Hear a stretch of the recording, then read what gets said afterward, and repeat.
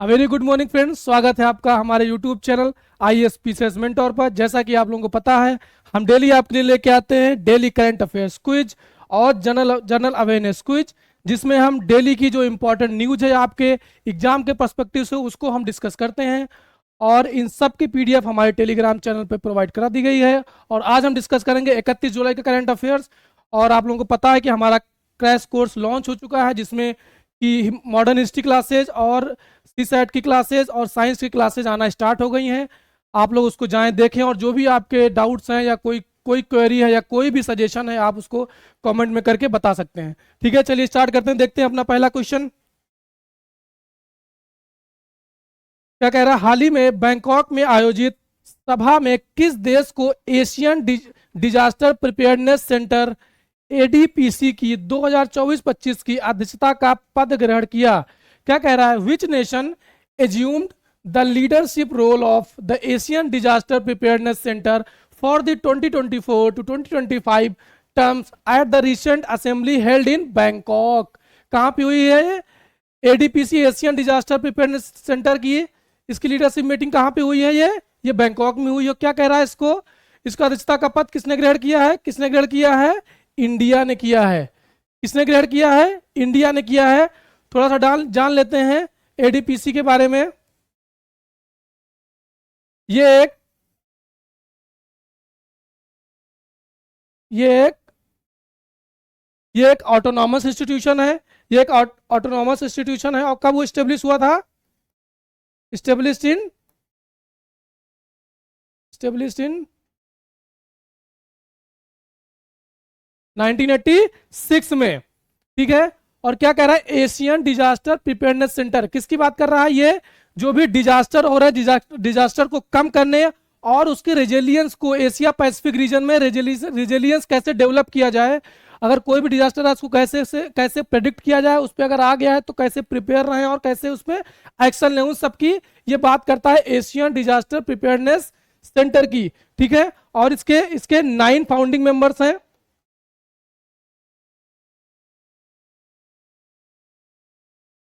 9 founding members हैं, जैसे कि सबसे पहले जैसे India,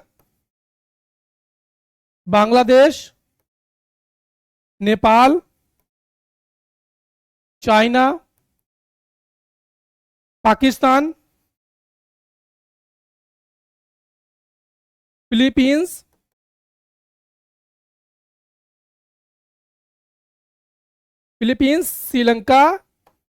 Sri Lanka, Thailand and Cambodia.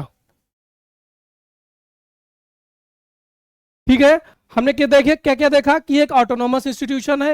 ये कब स्टेब्लिश किया था? गया था 1986 में स्टेब्लिश किया गया था। इसके 9 फाउंडिंग मेंबर्स हैं, India, Bangladesh, Nepal, China, Pakistan, Philippines, Cambodia, Sri Lanka और थाईलैंड। एक इंडिया का भी एक बहुत ही फेमस स्कीम है, बहुत ही फेमस प्रोग्राम है, जिसको बोलते हैं CDRI। क्या बोलते हैं इसको? कोलिशन फॉर डिजास्टर रेजिलियंस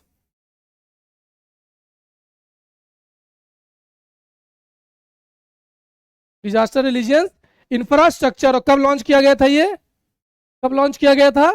2019 में इसको इंडिया ने लॉन्च किया था। क्या है ना, क्या है? CDRI, coalition for disaster resilience infrastructure. ये किसकी बात करता है? एक डिजास्टर रिलीजियंस इंफ्रास्ट्रक्चर कैसे तैयार किया जाए, ये उसकी बात करता है। उस पर एक कोलिशन है। ठीक है। और कब लॉन्च किया गया था? 2019 में लॉन्च किया गया था। चलिए नेक्स्ट क्वेश्चन देखते हैं। क्या कह रहा है, चौथी बिम्स्टेक सुरक्षा प्रमुखों की बैठक में, चौथी बिम्स्टेक सुरक्षा प्रमुखों की बैठक में कौन सी? चौथी बिम्स्टेक सुरक्षा प्रमुखों की बैठक में भारतीय प्रतिनिधि कौन थे बताइए? एस जयशंकर, नरेंद्र मोदी, राजनाथ सिंह जी, अजीत डोभाल। कौन थे? अजीत डोभाल जी थे। कौन थे? अजीत डोभाल जी थे। चौथी बिम्स्टेक सुरक्षा प्रमुखों की बैठक में भारतीय प्रतिनिधि कौन कर रहे थे? अजीत डोभाल जी। कौन सी मीटिंग थी? चौथी थी। ठीक है। ठीक है। और थोड़ा देख लेते हैं इसके बारे में। जैसे इससे बिम्स्टेक के बारे में, ये कब स्टेब्लिश किया गया था? 1997 में। कब स्टेब्लिश किया गया था? 1990, एक मिनट, 1990 1997 में स्टेब्लिश किया गया था। और जैसे इसमें कितने मेंबर हैं? 7 मेंबर हैं। कौन कौन है? जैसे इंडिया, बांग्लादेश, बांग्लादेश, नेपाल, श्रीलंका, म्यांमार, भूटान और थाईलैंड।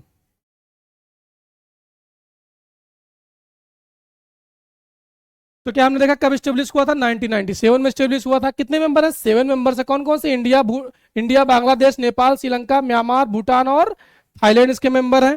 ठीक है, आगे देखते हैं कि भारत ने with which country has India signed a cultural property agreement to combat the illegal trade in smuggled Indian antiquities. क्या कह रहा है? भारत ने स्मगल की गई भारतीय प्राचीन वस्तुओं के अवैध व्यापार को रोकने के लिए किस देश के साथ सांस्कृतिक संपत्ति समझौते पर हस्ताक्षर किए हैं? किसने किए हैं बताइए? यूनाइटेड किंगडम, स्विट्जरलैंड, फ्रांस, संयुक्त राज्य अमेरिका। किसके साथ किया गया है? किसके साथ किया गया है? संयुक्त राज्य अमेरिका के साथ। संयुक्त राज्य अमेरिका के साथ किया गया है। क्या किया गया है इसमें क्या होगा? जो भी स्टोलन, जो इलीगल ट्रेड हो रहा है, जो भी हमारी सांस्कृतिक संपत्ति का जो इलीगल ट्रेड है उसको रोकना, और अगर वो जो ट्रेड होके पहुंच गया है उसको कैसे वापस लाया जाए अपने देश में, जो हमारी सांस्कृतिक संपत्ति है, उसके बारे में ये समझौता है। ठीक है, आगे देखते हैं कि केंद्रीय रिजर्व पुलिस बल CRPF, central reserve police force अपना उत्थान दिवस 2024 में किस तारीख को मना रहा है? किस तारीख को मना रहा है बताइए? 25 जुलाई, 26 जुलाई, 27 जुलाई, 28 जुलाई। किस जुलाई को मना रहा है? किस जुलाई को मना बताइए? 27 जुलाई को मना रहा है। कब मना रहा है? 27 जुलाई को केंद्रीय रिजर्व पुलिस बल अपना उत्थान दिवस मना रहा है। ठीक है, तो देख लेते हैं सीआरपीएफ के बारे में। इसको कब बनाया गया था? 27 जुलाई 1939 को ब्रिटिश ने बनाया था। इसको 27 जुलाई 1939 को बनाया था। किस फॉर्म में बनाया था? इसको क्या नाम दिया था? क्राउन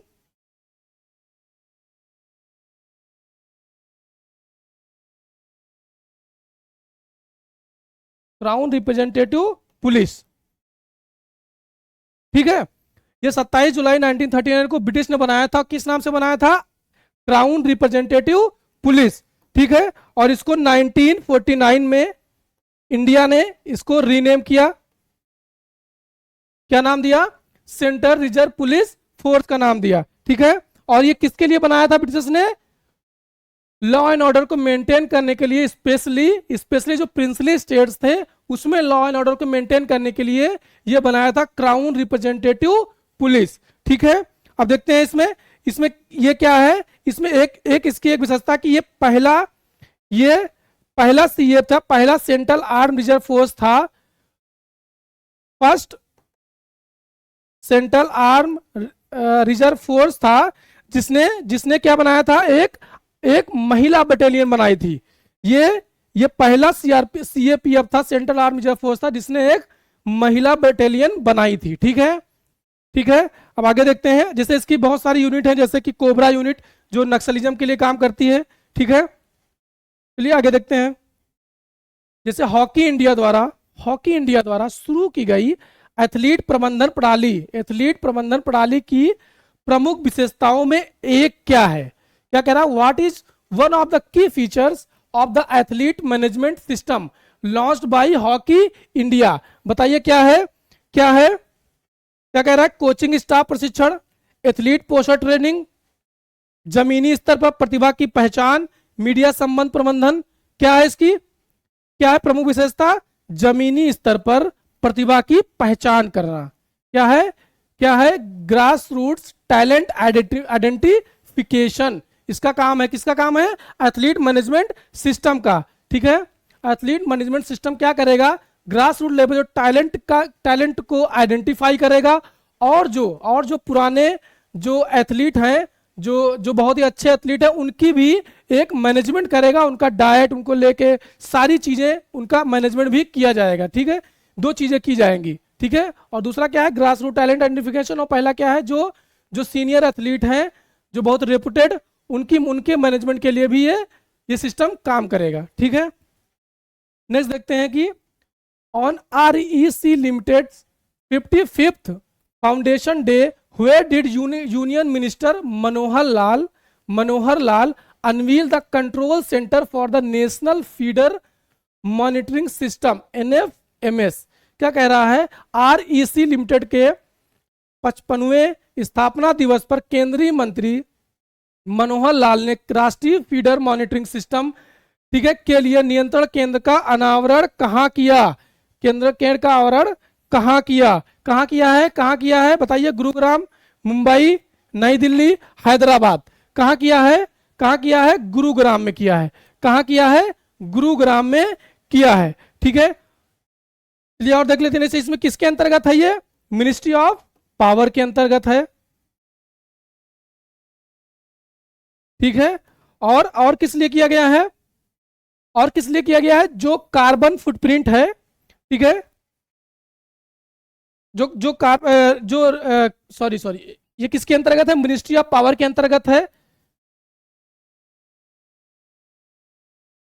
मिनिस्ट्री ऑफ पावर के अंतर्गत, और क्या देगा ये, रियल टाइम डेटा देगा। रियल टाइम डेटा जो देगा ऑन जो भी पावर सप्लाई हो रही है या आउटेज हो रहा है, या जो भी फीडर सिस्टम है उसमें रियल टाइम डेटा देगा, ताकि ट्रांसपेरेंसी बनी रहे जो डिस्कॉम्स है। और ये किसके अंतर्गत है, मिनिस्ट्री ऑफ पावर के अंतर्गत है। कहां स्टेब्लिश किया जा रहा है, गुरुग्राम में। ठीक है, अगला देखते हैं कि अंडमान और निकोबार द्वीप समूह के पुलिस महानिदेशक DGP के रूप में देवेश चंद्र श्रीवास्तव का स्थान किसने लिया बताइए आप लोग, HS धालीवाल, अनिल कुमार, राजेश कुमार और अमित शर्मा। किसने लिया, HS धालीवाल जी ने लिया। किसने लिया, HS धालीवाल जी ने लिया। ठीक है, अगला देखते हैं कि केंद्रीय मंत्री G किशन रेड्डी ने किस शहर में एक पेड़ मां के नाम अभियान के हिस्से के रूप में वृक्षारोपण अभियान 2024 का उद्घाटन किया। कहां पे किया, इंदौर, नागपुर, धनबाद, दिसपुर। कहां पे किया, धनबाद में किया। धनबाद में किया। और एक पेड़ मां के नाम, इसका क्या रोल है कि जो क्लाइमेट चेंज है, इसके किस लिए किया गया है कि जो क्लाइमेट चेंज हो रहा है उसको कम किया जाए, और जो कार्बन फुटप्रिंट है,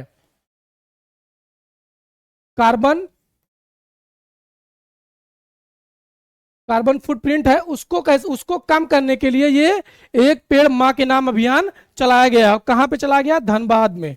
ठीक है, अगला देखते हैं कि सिंकुलला सुरंग अपने पूर्ण होने पर किन घाटियों को जोड़ेगी। क्या कह रहा है, which valleys will the Shinkula tunnel connect upon its completion. किसमें कनेक्ट करेगी बताइए आप लोग, Kullu valley and Spiti valley. दूसरा पूछ रहा है लाहौल वैली और जास्कर वैली। तीसरा कह रहा है कांगड़ा वैली और नुब्रा वैली। चौथा कह रहा है पार्वती वैली और जास्कर वैली। किसको करेगा बताइए आप लोग, लाहौल वैली और जास्कर वैली को करेगा। किसको करेगा, लाहौल वैली और जास्कर वैली को करेगा। लाहौल वैली कहां पे है, हिमाचल में है। और जास्कर वैली कहां पे है जास्कर वैली, लद्दाख में है। कहां पे है, लद्दाख में है। हिमाचल में है लाहौल वैली, और जास्कर वैली कहां पे है, लद्दाख में है। और कंप्लीट होने के बाद ये लॉन्गेस्ट हाई एल्टीट्यूड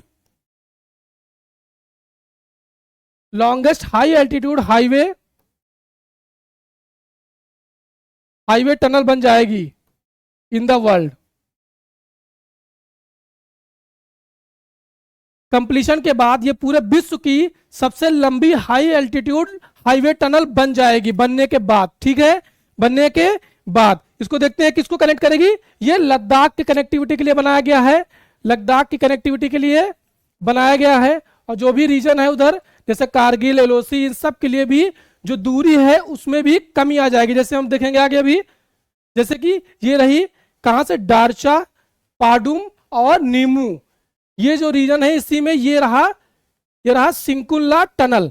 ये रही सिंकुल्ला टनल जो कि 4.1 किलोमीटर लेंथ है इसकी और कॉस्ट कितनी है 1681.5 करोड़। ठीक है, कब तक कंप्लीट होना है, दिसंबर 2025 तक। ठीक है, आगे देखते हैं हम लोग कि विश्व हेपेटाइटिस दिवस 2024 का विषय क्या है। What is the theme of world hepatitis day 2024। क्या कह रहा है कि इसका विषय क्या है, क्या कह रहा है, it's time for action, one life one liver, hepatitis can't wait, hepatitis free future. कौन सा है, कौन सा इसकी थीम क्या है, इट्स टाइम फॉर एक्शन। ए कौन सा है, it's time for action. Hepatitis आपको पता है कि हेपेटाइटिस क्या होती है, एक इन्फ्लामेशन है, एक इन्फ्लामेशन है, कहां पे, इन्फ्लामेशन ऑफ लीवर। ठीक है, ठीक है, और ये कब मनाया जाता है हेपेटाइटिस डे, 28 जुलाई को।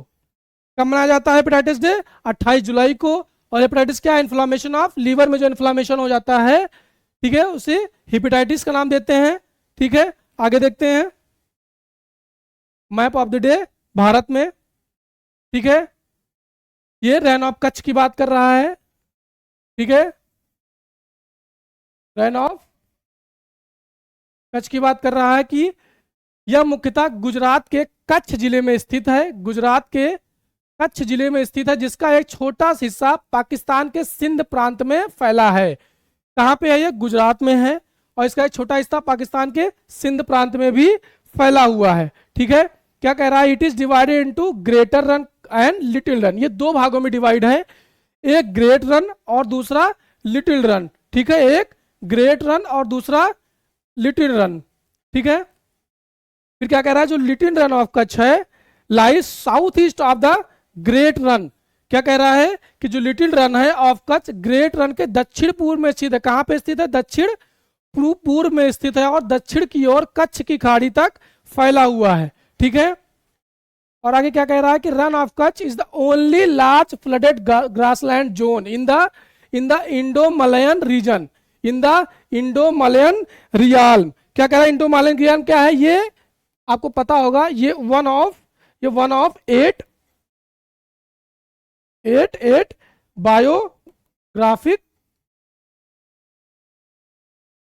Biographic रियाल्म।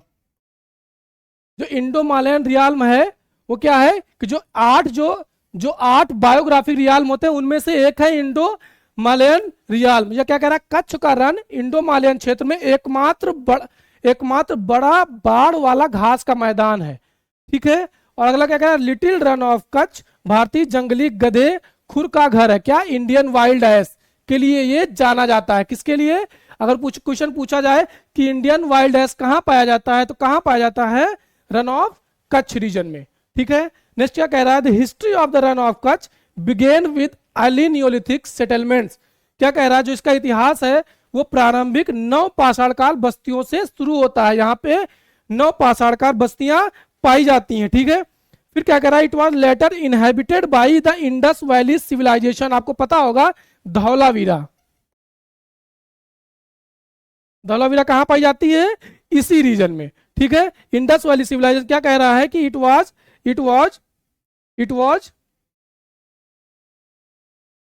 was inhabited by the Indus Valley civilization as well as the Mauryan and Gupta empires of India. क्या कह रहा है, इसमें सिंधु घाटी सभ्यता के साथ साथ भारत के मौर्य और गुप्त साम्राज्यों ने भी निवास किया। ठीक है, और आगे देखते हैं कि कच्छ का रण होलोसीन अवसादन का एक अनूठा उदाहरण है। क्या कह रहा है, run of Kutch comprise a unique example of Holocene sedimentation. Holocene आपको पता है, कि जो प्रेजेंट जो करंट जो हमारा जो करंट इपॉक जो चल रहा है, जो करंट जो जियोलॉजिकल इपॉक है जो करंट जियोलॉजिकल एपॉक है उसे बोलते हैं होलोसीन। और ये कब स्टार्ट हुआ था? और ये कब स्टार्ट हुआ था? 11,700 साल पहले से।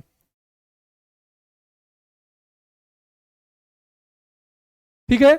जो हमारा जो करंट जियोलॉजिकल इपॉक है, हम इसको ज्योग्राफी में देखेंगे, पूरा time period geological time scale जो भी होता है उसमें का जो करंट जो जियोलॉजिकल इपॉक है उसको क्या बोलते हैं? होलोसीन। ये कब स्टार्ट हुआ था? 11,700 ईयर साल पहले। क्या कह रहा है कि रन ऑफ कच्छ, कच्छ का रण होलोसीन अवसादन का एक अनूठा द होलोसीन सेडिमेंटेशन का एक यूनिक एग्जाम्पल है।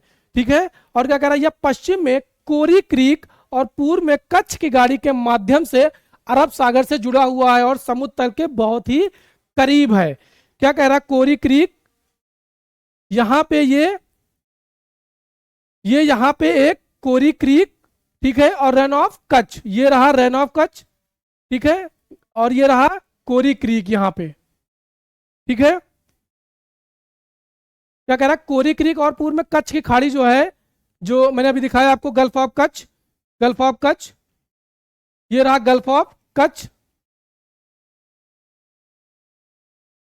ये रहा गल्फ ऑफ कच्छ, ये रहा कोरी क्रीक। ठीक है।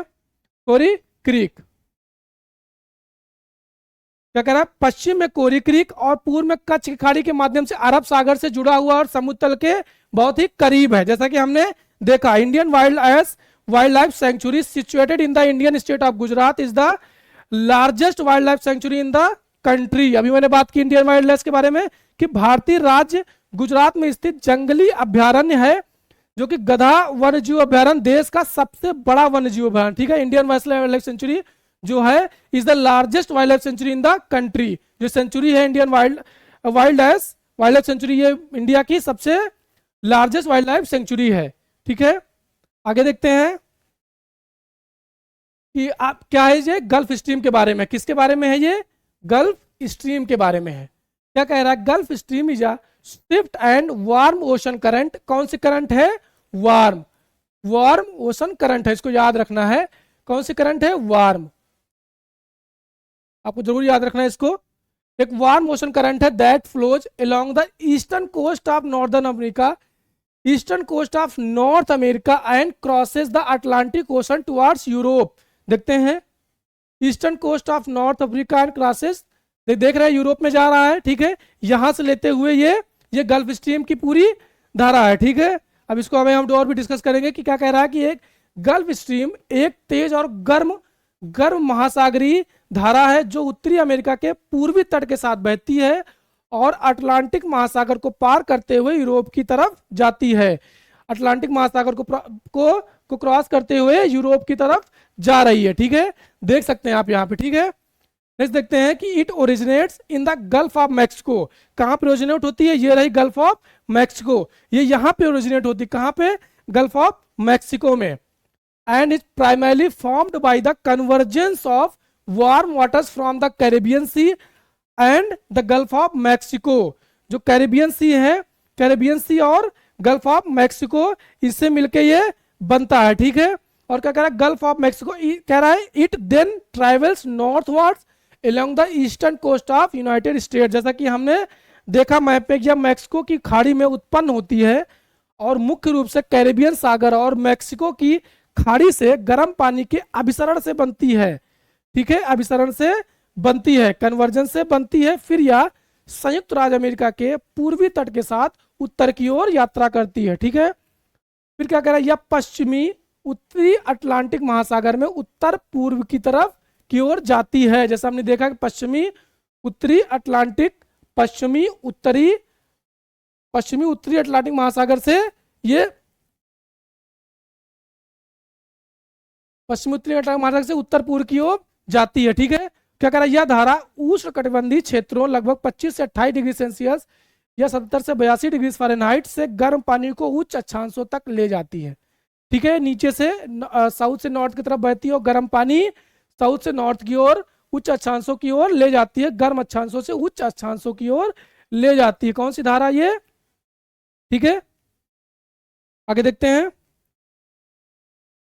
गल्फ स्ट्रीम के ऊपर गर्म और नम हवा कम दबाव वाली प्रणालियों के निर्माण का कारण बन सकती है, जो तूफान या तूफान में विकसित हो सकती है। क्या कह रहा है कि the warm and moist air above the Gulf Stream can lead to the formation of low pressure.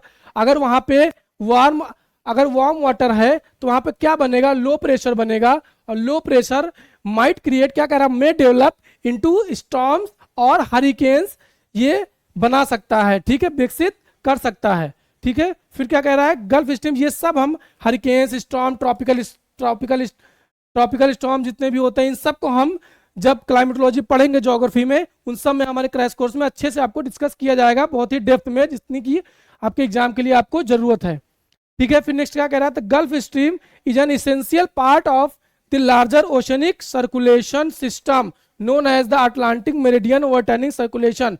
क्या कह रहा है कि जो गल्फ स्ट्रीम है, Atlantic meridional overturning circulation AMOC, जो कि अटलांटिक रीजन में एक टेम्परेचर बैलेंस की तरह काम करती है, जो नीचे से ऊपर की तरफ गर्म जल और ऊपर से नीचे की तरफ ठंडा जल लेके एक बैलेंस की तरह काम करती है, ठीक है। क्या, अटलांटिक मेरिडियन ओवरटर्निंग सर्कुलेशन के रूप में जानी जाने वाली बड़ी समुद्री परिसंचरण प्रणाली का एक अनिवार्य हिस्सा है, ठीक है, AMOC का एक अनिवार्य हिस्सा है, ठीक है।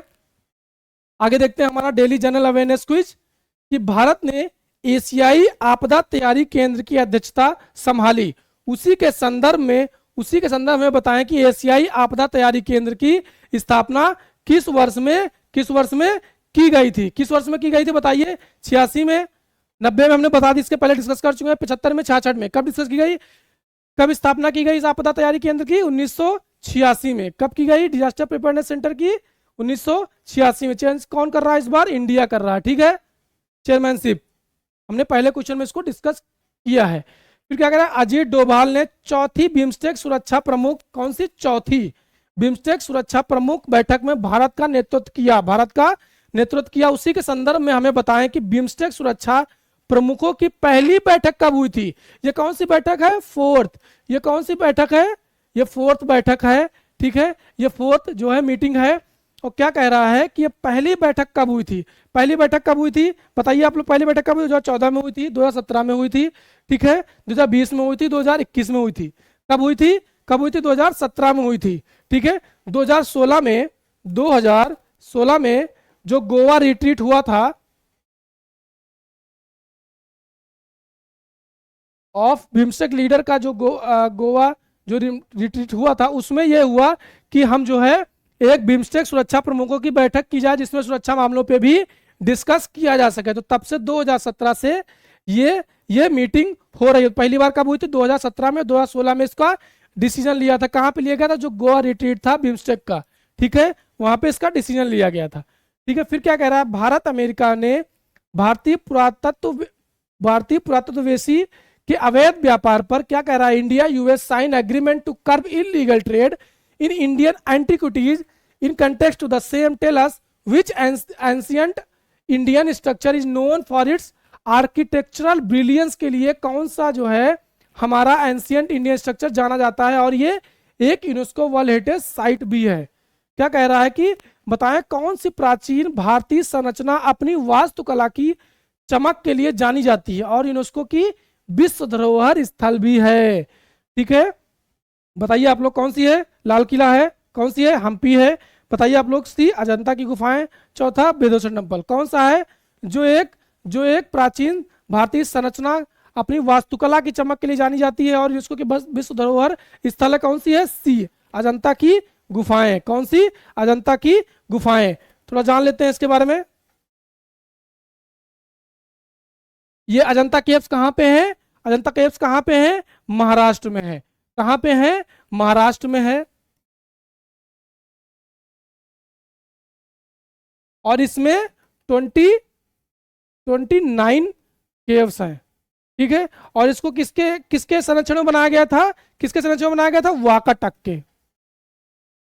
वाकाटक के और स्पेशली किसके, जो वाकाटक किंग थे, हरिसेन।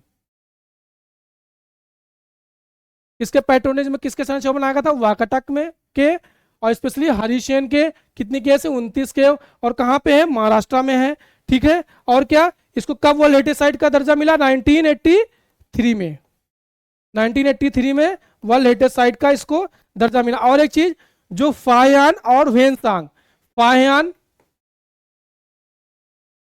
एंड वेनसांग के जो भी अकाउंट है, उनके ट्रैवलिंग अकाउंट हैं, जो भी उनके ट्रैवलिंग अकाउंट हैं, उसमें भी इसका किसका, अजंता की गुफाओं का जिक्र होता है। ठीक है, ठीक है। और आगे देखते हैं हम लोग अब कि केंद्रीय रिजर्व पुलिस बल सीआरपीएफ 27 जुलाई 2024 को अपना स्थापना दिवस मना रहा है। उसी के संदर्भ में हमें बताएं कि सीआरपीएफ बल कब एक अलग महिला, मैंने बताया था कि ये पहला जो पहली महिला बटालियन किसने बनाई थी, सीआरपीएफ ने बनाई थी। अलग महिला बटालियन बनाने वाला पहला केंद्रीय सशस्त्र बल बन गया। क्या कह रहा है, क्या कह रहा है कि ये जो है कब पहला केंद्रीय सशस्त्र बल जिसने एक अलग महिला बटालियन बनाई थी। ठीक, कब बनाई थी बताइए, 1990 में, 1988 में, 1992 में और 1986 में। कब बनाई थी, 1986 में। इसके पहले भी हम डिस्कस कर चुके हैं। कब बनाई थी, 1986 में एक अलग महिला बटालियन बनाई थी। ठीक है, और ये पहला केंद्रीय सशस्त्र बल है जिसने एक जो है महिला बटालियन अलग बनाई थी। अभी कितनी है, अभी 6 महिला बटालियन है। अभी कितनी महिला बटालियन है, 6 महिला बटालियन है। ठीक है, आगे देखते हैं कि 2024 पेरिस ओलंपिक्स उद्घाटन परेड पेरिस के सीन नदी पर, हमने कल भी देखा था सीन नदी के बारे में, कहां पे गिरती है, इंग्लिश चैनल में गिरती है, डिजॉन रीजन से निकलती है, सीन नदी पर आयोजित की गई। उसी के संदर्भ में हमें बताएं कि पेरिस का कौन सा प्रतिष्ठित स्थल सीन नदी के किनारे है। सीन नदी किनारे कौन सा प्रतिष्ठित स्थल बताइए आप लोग, एफिल टावर, लोवर संग्रहालय, आर्क डी ट्रायम्फ और Notre Dame cathedral. Notre Dame cathedral कौन सा है बताइए आप लोग, कौन सा है, Notre Dame cathedral, Notre Dame cathedral. उसके बारे में क्या इसको माना जाता है, ये सबसे फाइनेस्ट एग्जाम्पल है, एक सेकेंड, ये इसको सबसे फाइनेस्ट एग्जाम्पल माना जाता है किसका, ऑफ किसका माना जाता है, फ्रेंच गोथिक आर्किटेक्चर का। और ये एक वर्ल्ड हेरिटेज साइट्स भी है, वर्ल्ड हेरिटेज साइट्स भी है। और इसको कब बनाया गया था, कब डिक्लेयर किया गया था वर्ल्ड हेरिटेज साइट, 1991 में। और एक फ्रेंच गोथिक आर्किटेक्चर का एक फाइनेस्ट एग्जाम्पल माना जाता है, कौन सा, नोट्रे डेम कैथेड्रल। ठीक है, आगे देखते हैं कि recently typhoon Gaemi has brought torrential rains that have caused wide spread destruction and fatalities across eastern China, Taiwan and the Philippines. अब क्या कह रहा है, कंसीडर द फॉलोइंग स्टेटमेंट्स। ठीक है, क्या कह रहा है, हाल ही में टाइफून गैमी ने भारी बारिश ला दी है जिससे पूर्वी चीन, ताइवान और फिलीपींस में व्यापक विनाश और मौतें हुई हैं। निम्नलिखित कथनों पर विचार करें। ठीक है, क्या कह रहा है पहला स्टेटमेंट कि टाइफून चीन सागर और प्रशांत महासागर में आता है। टाइफून क्या कह रहा है, टाइफून जो है चाइना सी और पैसिफिक ओशन में आता है। दूसरा क्या कह रहा है, willy willies north western Australia में आता है। तीसरा क्या कह रहा है, ट्रॉपिकल साइक्लोन कहाँ पे, वेस्ट इंडियन आइलैंड, कैरिबियन सी और अटलांटिक ओशन में आता है। इसके पहले भी हम इसके बारे में डिस्कस कर चुके हैं पहले के वीडियोज में। अगर आप हमारा वीडियो रेगुलर देखते होंगे तो आपको पता होगा कि हम इसको पहले भी डिस्कस कर चुके हैं। तो इसमें जैसे कि टाइफून हमने बताया था, कहाँ पे टाइफून आता है, चाइना सी और पैसिफिक ओशन में। ठीक है, और विली विलीज कहाँ पे आता है, नॉर्थ वेस्टर्न ऑस्ट्रेलिया में। और ट्रॉपिकल साइक्लोन कहाँ पे आता है, इंडियन ओशन में जो आता है, इंडियन ओशन में जो आता है उसको क्या बोलते हैं, उसको tropical cyclone. Indian ocean region में जो भी आता है उसको बोलते हैं ट्रॉपिकल साइक्लोन। ठीक है, तो इसमें कौन सा तीसरा ऑप्शन गलत हो गया, तो ए गलत, सी गलत, डी गलत, कौन सा ये, ऑप्शन बी। ठीक है, फिर क्या कह रहा है, the union budget 2024-2025 introduced the national pension scheme. ठीक है, नेशनल पेंशन स्कीम वत्सल किसने इंट्रोड्यूस किया इस बजट में, क्या इंट्रोड्यूस किया, नेशनल पेंशन स्कीम वत्सल एक इंट्रोड्यूस की गई scheme. A ground breaking pension scheme aimed at miners, ये किसको किसको फोकस करती है? देखते हैं जो नेशनल पेंशन स्कीम है ये किसके लिए बनाई गई है? माइनर्स के लिए बनाई गई है। और जैसे ही ये 18 ईयर्स के हो जाएंगे ये नॉर्मल एक नॉर्मल पेंशन स्कीम की तरह ये काम करने लगी और अकाउंट भी उसी नॉर्मल पेंशन स्कीम का एक अकाउंट के तहत ये किसको रिकॉग्नाइज किया जाएगा। ठीक है, और ये किसके लिए है? माइनर्स के लिए है। किसके लिए है? ये माइनर्स के लिए है। ठीक है, अब क्या कह रहा है? Which of the above are correct. क्या कह रहा है? केंद्र सरकार ने जनवरी 2004 से राष्ट्रीय पेंशन प्रणाली एनपीएस शुरू की है। ठीक है, दूसरा क्या कह रहा है? देश में एनपीएस का क्रियान्वयन और विनियमन पीएफआरडीए द्वारा किया जा रहा है। ठीक है, ठीक है। और तीसरा क्या कह रहा है कि भारतीय सशस्त्र बलों को भी राष्ट्रीय पेंशन प्रणाली में एकीकृत किया गया है। नहीं, राष्ट्रीय सशस्त्र जो बल हैं उनको इसके अंतर्गत नहीं किया गया है। ठीक है, जब इसको पढ़ोगे तो लिखा है सबके लिए है, लेकिन एक्सेप्ट जितने भी आर्म्ड फोर्सेस हैं, आर्म्ड फोर्सेस को छोड़ के। तो तीसरा ऑप्शन गलत हो गया है। और क्या करा? केंद्र सरकार ने जनवरी 2004 से, बिल्कुल सही करा, केंद्र सरकार ने जनवरी 2004 से राष्ट्रीय पेंशन योजना जो है पेंशन प्रणाली शुरू की। कब शुरू की? 2004 में। और क्या कह देश में एनपीएस का क्रियान्वयन कौन करता है? कौन करता है? पीएफआरडीए। पीएफआरडीए क्या है तो डिस्कस कर लेते हैं। एक स्टैट्यूटरी बॉडी है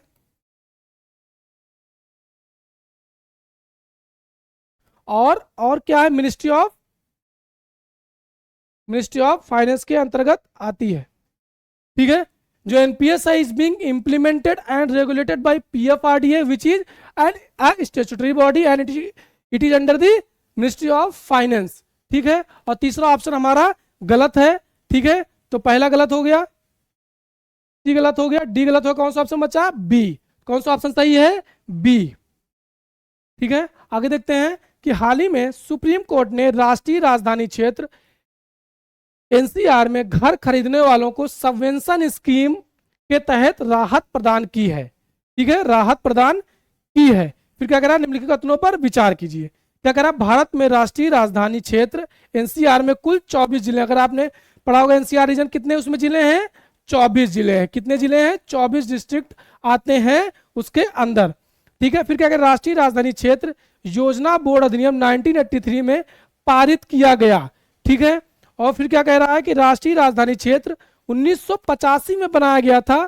ठीक है, कब बनाया गया था? कह रहा है कि राष्ट्रीय राजधानी क्षेत्र 1985 में बनाया गया था। बिल्कुल सही है।